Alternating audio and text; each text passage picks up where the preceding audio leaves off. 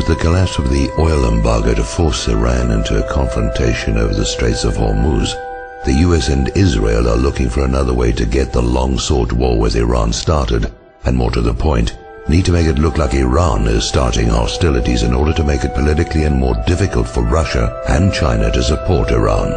Now, recall that Israel has a past history of attacking US warships and framing others to trick the US into attacks on Israel's enemies, with the Israeli attack on the USS Liberty, initially blamed on Egypt, as the most well-known example.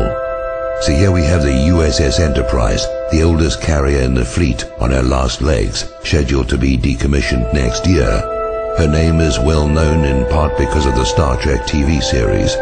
Decommissioning a nuclear aircraft carrier is a very expensive process.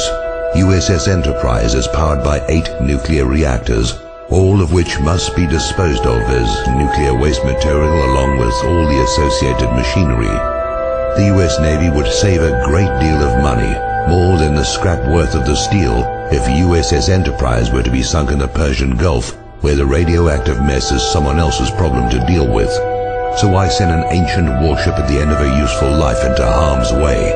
The same reason Franklin Roosevelt moved a bunch of obsolete warships from San Diego to Pearl Harbor, while their newer carriers and warships were well away from Hawaii on December the 7th, 1941. Israel has 3 Dolphin submarines, given to her by Germany.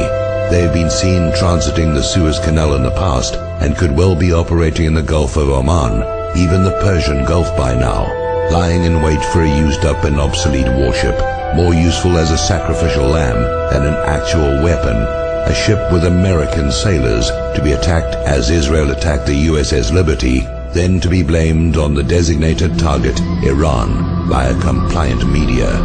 If you agree with this analysis, please post this video everywhere you see this carrier story. If we can make them doubt a false flag will be believed, maybe they'll call it off.